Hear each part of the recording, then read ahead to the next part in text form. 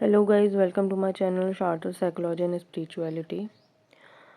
तो दोस्तों, आज हम कवर करेंगे कि एजुकेशनल गाइडेंस की क्या इम्पोर्टेंस है, क्यों लोग एजुकेशनल काउंसलर आजकल बन रहे हैं, क्यों स्कूलों में एजुकेशनल काउंसलिंग के लिए रखे जा रहे हैं लोग।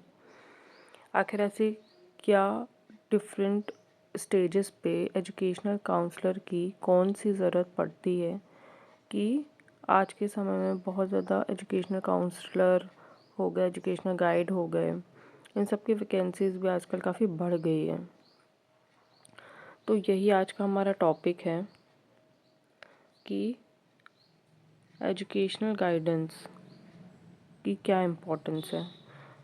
आज के इसमें हम ना केवल ये देखेंगे कि एजुकेशन में जो इम्पोर्टेंट क्रूशल रोल जो गाइड प्ले करते हैं उसका क्या मीनिंग रहते हैं, उनके क्या एम्स रहते हैं, ठीक है, डिफरेंट लेवल पे उनकी क्या इम्पोर्टेंस होती है, किसी किसी स्टूडेंट्स को लेकर क्या स्पेसिफिक नीड्स होती है। ये सारी चीज़ें हम आज की वीडियो में देखेंगे। अभी हम अगर जानने की कोशिश करें कि मीनिंग और ऑब्जेक्टिव क्या होते हैं, तो देखो, एजुकेशनल गाइडेंस का सिंपल सा मतलब होता है, जैसे मैंने आपको लास्ट वीडियो में बताया था, कि जो प्रोसेस है एजुकेशनल गाइडेंस की, मतलब जो एजुकेशन की जो प्रोसेस है उसमें बच्चों को सपोर्ट करना, ठीक है, उनको एक असिस्टेंट प्रोवाइड करना, एक हेल्प प्रोवाइड करना, उनको करियर से रिलेटेड, एजुकेशन से रिलेटेड चीज़ों से जो डिसीज़न जुड़े होते हैं उसमें हेल्प करना, इनका मेन जो उद्देश्य रहता है, अगर हम बात करें कि ऑब्जेक्टिव क्या रहता है। देखो, लास्ट में मैंने यही बोला था, फिर से मैं यही बोलना चाहती हूँ कि एक काउंसलर या एक गाइड का काम कभी भी ये नहीं रहता कि आप अपने डिसीजंस को उन पे थोपो या आप उनको बताओ कि नहीं यही सही है यही गलत है। जो अगर आप एक एजुकेशनल काउंसलर बनोगे या एजुकेशनल गाइड बनोगे तो आपका एक काम रहेगा कि बच्चों को एम्पावर करना, उनके डिसीज़न लेने के लिए उनको इस लायक बनाना कि वो अपने डिसीज़न ले पाए। फॉर एग्ज़ाम्पल, अगर कोई मैथ साइंस का बच्चा है और उसको सिर्फ इतना ही पता है कि वो इंजीनियरिंग कर सकता है, तो उसको आपको भी इतना नॉलेज होना चाहिए कि आप उसके करियर ऑप्शंस को एक्सप्लोर कर पाओ। आप उसके इंटरेस्ट बेसिस पे उसको ये समझा पाओ कि इतने ऑप्शंस हैं उसके पास में और वो हर जगह जा सकता है, वो किस तरह से अपने डिसीज़न ले, किस तरह से अपने करियर में आगे बढ़े। ये सारी चीज़ें किसका काम होती है? एजुकेशनल गाइड का ही काम होता है ये। अगर उसको आपने बोला कि इसकी जगह आप ये भी कर सकते हो, तो उसके लिए कौन सी स्किल्स रिक्वायर्ड है, सामने वाले में वो चीज़ डेवलप करना। बच्चा अगर कोई चीज़ डिफ़िकल्टी फेस कर रहा है, अगर उसको नहीं समझ में आ रही चीज़ें, तो उसका माइंड को क्लियर करना, ये सारा जो काम रहता है वही रहता है एजुकेशनल गाइड का। उनको हेल्प प्रोवाइड करना, उनको सपोर्ट प्रोवाइड करना। अभी हम अगर बात करें कि एजुकेशनल गाइडेंस की ज़रूरत क्या है, तो जैसा प्रीवियस स्लाइड में भी मैंने आपको बताया, ठीक है, एजुकेशनल सिस्टम को अगर आप देखोगे तो पहले के कंपैरेटिवली अभी ये बहुत कॉम्प्लेक्स होता जा रहा है ना, बहुत डिफ़िकल्ट होता जा रहा है। पहले बच्चे जाते थे, सरल पढ़ाई थी, सरल मतलब उस समय के हिसाब से नहीं होगी, बट अभी जैसे आईसीएसई बोर्ड है, सीबीएसई बोर्ड है, लेवल बहुत ज़्यादा बढ़ गया है। पहले होमवर्क मिल जाता था, क्लास में ज़्यादा से ज़्यादा पढ़ाई होती थी। अभी क्या है, क्लास वर्क के साथ साथ होमवर्क भी, उसके बाद उनको असाइनमेंट्स भी मिलते हैं, उसके बाद उनको प्रोजेक्ट्स भी बनाने होते हैं। तो ये सारी चीज़ें बहुत ज़्यादा टफ़ से टफ़ होती जा रही हैं। प्लस पहले काफ़ी लोगों को ये पता रहता था कि जैसे बिजनेस में है तो हमें बिजनेस ही करना है, मतलब इतनी ज़्यादा रोल एक्सप्लोर करने के लिए था ही नहीं कुछ। मतलब मैथ्स ले लिए तो इंजीनियरिंग करेंगे, बीएससी करेंगे, मतलब बहुत वाइड स्कोप नहीं थे। लेकिन अभी जैसे जैसे ज़माना चेंज हुआ है, करियर अपॉर्चुनिटीज़ बहुत ज़्यादा बढ़ गई हैं। किसी को कुछ पता भी है, किसी को कुछ नहीं भी पता है। तो ऐसे में क्या है, किसी बच्चे के लिए एक चैलेंजिंग काम होता है कि वो समझे इस चीज़ को कि उसके लिए फ्यूचर में वो क्या करना सही होगा। तो इसलिए हमें एजुकेशनल गाइड की ज़रूरत पड़ती है। इसके साथ ही क्या होता है, कोई भी बच्चा है, हर एक इंसान यूनिक होता है, जैसा कि मैं हमेशा कहती हूँ, ठीक है। उसके अंदर एक यूनिक क्वालिटीज़ होती है, यूनिक टैलेंट होता है, उसके यूनिक बैकग्राउंड्स होते हैं, है ना। हर बच्चा एक सा नहीं होता। हर हर अगर कॉमर्स की बात करें, हर कॉमर्स के बच्चे का बैकग्राउंड एक सा नहीं होगा। हर कोई बिजनेस फैमिली से नहीं आता होगा, या हर किसी को ज़रूरी नहीं कि इंटरेस्ट भी हो, किसी को एक्चुअल में इंटरेस्ट होगा, किसी को इंटरेस्ट नहीं भी होगा। तो इस तरीके से हर किसी की इंडिविजुअल नीड्स को समझ के उसको गाइड करना, और उसको जो चाहिए उससे उस चीज़ को किस तरीके से वो पा सकता है, उसको किस स्किल्स को डेवलप करने की ज़रूरत है। या कभी कभी क्या होता है कि लोग बच्चे सोच लेते हैं कि मुझे फॉरेन यूनिवर्सिटी से पढ़ाई करनी है, बट उनका फाइनेंशियल स्कोप उतना नहीं होता। तो हर चीज़ को लेकर बच्चों में अवेयरनेस पैदा करना कि अगर कुछ वो सोच रहे हैं तो और क्या स्कोप है उसके अलावा, और जो वो सोच रहे हैं उसके लिए क्या क्या ज़रूरत है, उसके लिए क्या क्या करना पड़ेगा, ये सबसे अवेयर कराना भी एजुकेशनल गाइडेंस का ही काम होता है। प्लस सबसे इम्पॉर्टेंट, फ्यूचर सक्सेस। ऑब्वियसली हम जो बात कर रहे हैं फ्यूचर के लिए ही कर रहे हैं, हम जो गाइड कर रहे हैं बच्चों को फ्यूचर के लिए कर रहे हैं। उनके अंदर एक डिसीजन मेकिंग की जो मतलब निर्णय लेने की क्षमता को डेवलप करवाना, ठीक है, उनके अंदर प्रॉब्लम सॉल्विंग कैपेबिलिटी को डेवलप करवाना, ये सारा काम भी एजुकेशनल गाइड का ही होता है, ताकि वो अपने ना कि सिर्फ एकेडमिक लेवल पे बड़े से बड़ा अचीवमेंट हासिल करे, बल्कि अपने करियर में भी उनको ये सारी चीज़ें काम आए, राइट। इसके अलावा प्राइमरी लेवल पे अगर हम गाइडेंस की बात करें तो सबसे पहले हमें क्या रिक्वायरमेंट होती है, हम बनाते हैं फाउंडेशंस मतलब जो बेसिक्स रहता है। सबसे पहले किसी भी गाइड का काम होता है कि वो कोई बच्चा है अगर, उसके सेल्फ कॉन्फिडेंस बढ़ाने में काम करे, सोशल स्किल डेवलपमेंट करने में, प्रॉब्लम सॉल्विंग डेवलपमेंट करने में, एक पॉजिटिव लर्निंग एनवायरनमेंट क्रिएट करना, ये एक अच्छे एजुकेशनल गाइड और काउंसलर का काम होता है। ये सब बेसिक्स हैं। अगर कोई भी बच्चा आपके पास में आएगा तो सबसे पहले आप इन्हीं चीज़ों पे फोकस करोगे। उसके बाद अर्ली आइडेंटिफिकेशन किस चीज़ का, अगर कोई भी आप स्कूल में as a counsellor, as educational counsellor हो, एज एजुकेशनल गाइड हो, तो आप ये समझने की कोशिश करोगे कि किसी बच्चे को कहाँ लर्निंग डिफ़िकल्टीज़ आ रही है।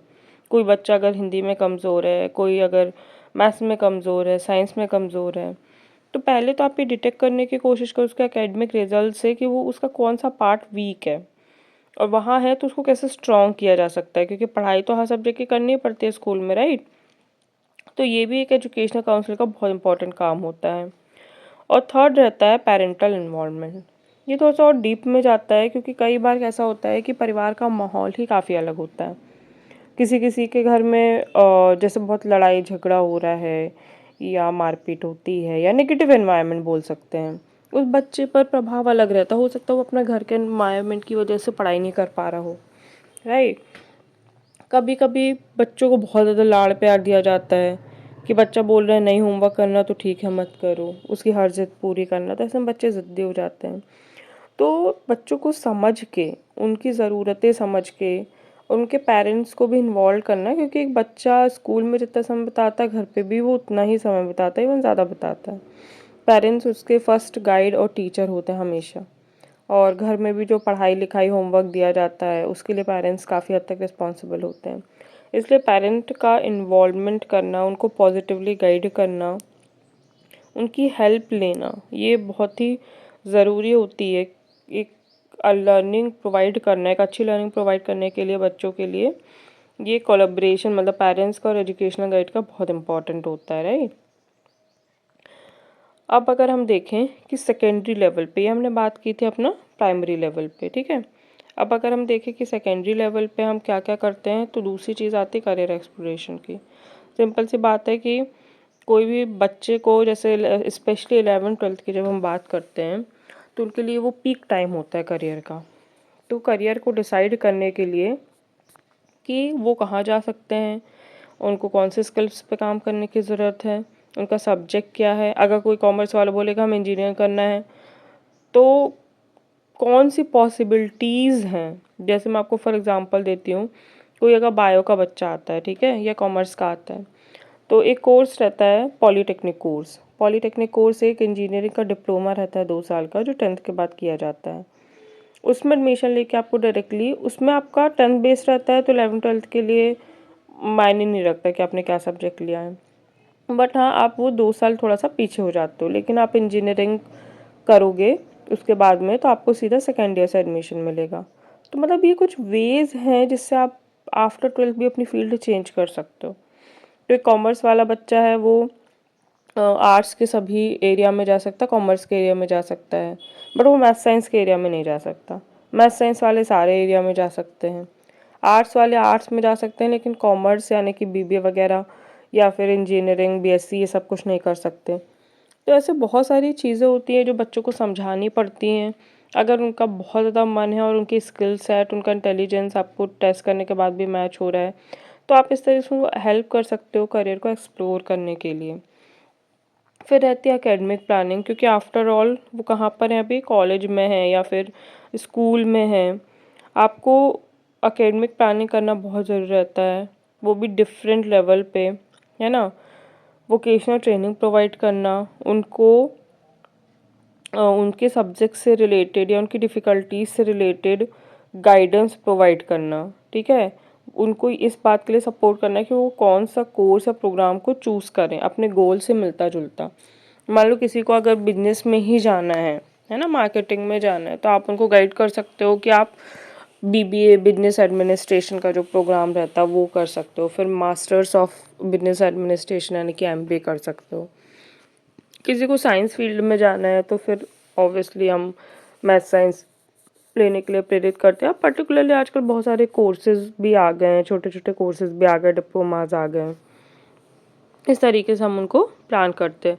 पीयर सपोर्ट यानी जो आपके आसपास के लोग रहते हैं, दोस्त रहते हैं, तो peer group and mentoring programme provide the supporting environment for student, ठीक है। क्योंकि दोस्तों का बहुत ज़्यादा प्रभाव पड़ता है बच्चों पे, उनके साथ वो ज़्यादा से ज़्यादा समय बिताते हैं, उनसे वो ज़्यादा से ज़्यादा बोलना चाहिए प्रेरित भी होते हैं, ठीक है, कुछ भी काम करने के। कई बार आपने देखा होगा कि दोस्त ने ये सब्जेक्ट लिया तो इसलिए हमने भी ले लिया, दोस्त ये कर रहा है तो इसलिए हम भी कर रहे हैं। मतलब कई बच्चे रहते हैं जो बहुत ज़्यादा एम्बिशियस नहीं होते हैं, केवल दोस्त ने किया इसलिए हम कर रहे हैं।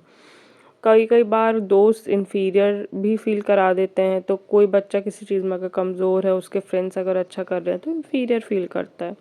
तो इन सब चीज़ों से उसको बाहर निकालना, उसको एक्चुअल चीज़ें समझाना, उसके दोस्तों के प्रभाव कम करने, ये सारी चीज़ भी किसके अंदर आती हैं, आप as educational guide peer support के अंतर्गत आती हैं। अगर आपके दोस्त मतलब उसका पीयर यानी सराउंडिंग्स से उसको अच्छा सपोर्ट मिलता है, तो ये चीज़ें उसके हक में जाती हैं, अदरवाइज़ यही चीज़ें उसको बुरा भी फील करा सकती हैं। फिर आता है सबसे हायर एजुकेशनल लेवल पे गाइडेंस।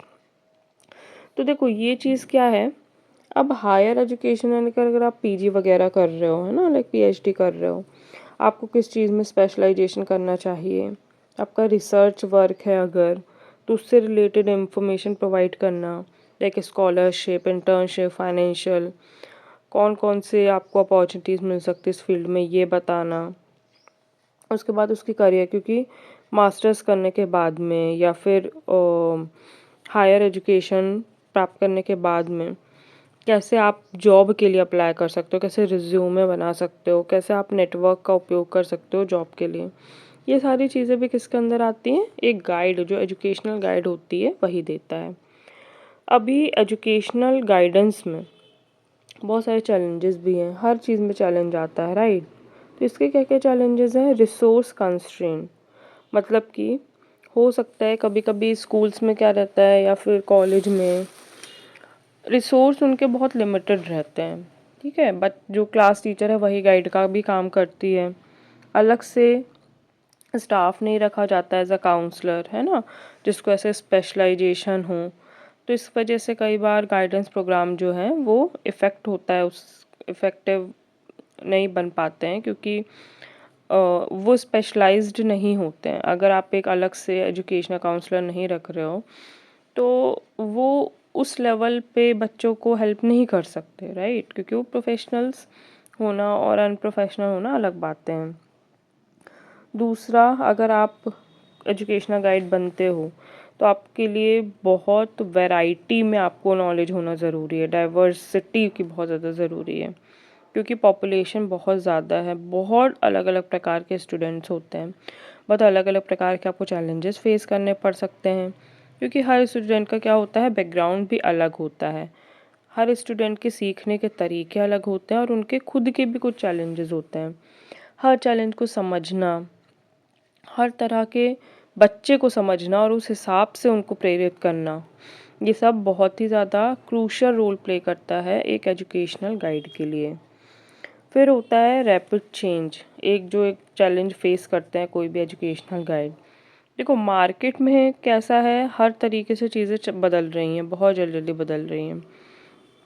अभी आपको बहुत ज़्यादा एजुकेशनल गाइड का मिल जाएगा रोल, फिर पता चला कुछ और चेंज हुआ, इवॉल्व हो गया, तो आपको कंटिन्यूअसली ना अपडेट रहना बहुत ज़रूरी है, क्योंकि अभी एजुकेशन में देखा जाए तो बहुत जल्दी जल्दी चीज़ें फास्टली, सिलेबस भी चेंज हो जाता है, लर्निंग स्टाइल चेंज हो जाती है, अपॉर्चुनिटीज़ चेंज हो जाती हैं, तो आपको अपडेट रहना पड़ेगा। तो ये जो जल्दी जल्दी चीज़ें बदल रही हैं, रैपिडली चेंज हो रही हैं, उसके लिए आपको खुद को प्रिपेयर करना पड़ेगा। तो ये भी एक चैलेंज रहता है when you be the educational guide, right. अभी जैसा कि अपन बात कर रहे थे कि टीचर्स भी एजुकेशनल गाइडेंस का रोल प्ले करते हैं, ठीक है। टीचर्स और काउंसलर मिल के ही बच्चों को एक्चुअल में अच्छी तरीके से एक लर्निंग एनवायरनमेंट और गाइडेंस प्रोग्राम दे पाते हैं। तो इन दोनों का कोलैबोरेशन होना बहुत ज़रूरी है, क्योंकि अगर कोई काउंसलर बच्चे की हेल्प करना चाहता है, अगर वो उसके क्लास टीचर से पूछेगा उसका क्या क्लास में बिहेवियर है या किस तरीके से वो क्लास में रहता है, तो उसके लिए टीचर का उस चीज़ पे ध्यान देना और एक सही बातें बताना बहुत ज़्यादा ज़रूरी हो जाता है। तो इसलिए टीचर का इन्वॉल्वमेंट, काउंसलर के साथ उनका कोलैबोरेशन, मिलकर काम करना बहुत ज़रूरी है। प्लस इंडिविजुअल प्लान, जो टीचर और काउंसलर होते हैं वो एक साथ काम करेंगे तभी जो प्लान है वो एग्जीक्यूट हो पाएंगे, है ना। स्टूडेंट की क्यों यूनिक स्ट्रेंथ, गोल, वीकनेस, जैसे काउंसलर को पता चला कि इसकी ये वीकनेस है या ये स्ट्रेंथ है ना, या ये गोल है, तो उसके लिए टीचर क्या करेगा, उसी डायरेक्शन में उसकी हेल्प करेगा, राइट। अगर कोई मैथ्स में वीक है तो उसी डायरेक्शन में उसको हेल्प करेगा, उनको एक्स्ट्रा क्लासेस दे सकते हैं इस तरीके से। प्लस सपोर्ट एंड मोटिवेशन, ये तो बहुत ज़्यादा ज़रूरी है, क्योंकि अगर सपोर्ट मिलेगा टीचर्स का भी और काउंसलर का, कोई भी बच्चा अपने आप में कब ग्रो कर सकता है, जब उसको एक कॉन्फिडेंस आता है। टीचर्स जब उसको, अगर मान लो सबके सामने पनिश करेंगी या किसी वीकनेस को लेके उसको बार बार टॉर्चर करेंगी, तो बच्चे का कॉन्फिडेंस गिर जाएगा, है ना, कॉन्फिडेंस बिल्ड नहीं हो पाएगा। ये सब चैलेंजेस होते हैं जो काउंसलर समझता है, टीचर के साथ कोलैबोरेट करता है और दोनों मिलके बच्चे की समस्या को हल निकालते हैं। अब ये जो भी हमने सीखा वो सारी चीज़ें हैं, ठीक है, क्या क्या ज़रूरी है काउंसलर के लिए, उसके मोटिव्स क्या होते हैं, मीनिंग क्या होती हैं, ठीक है, कौन कौन सी इंडिविजुअलाइज तरीके होते हैं, फर्स्ट प्राइमरी लेवल, सेकेंडरी और एक हायर एजुकेशनल लेवल पे हमने सीखा, और उसके बाद कोलैबोरेशन कैसे नीडेड है, ये सारी चीज़ें हमने सीखी। आपको कोई भी डाउट हो आप मुझसे पिंग कर सकते हो, आप मुझे मेल कर सकते हो, इंस्टा पे पिंग कर सकते हो, या मुझे कमेंट में भी आप लिखोगे ना तो मैं आपको ज़रूर रिप्लाई दूंगी, आपकी क्वारी को रिजॉल्व करूंगी। आपको कोई टॉपिक भी चाहिए तो आप मुझे बता सकते हो। बाकी आपको ये वीडियो कैसा लगा आप मुझे ज़रूर बताइएगा। Thank you.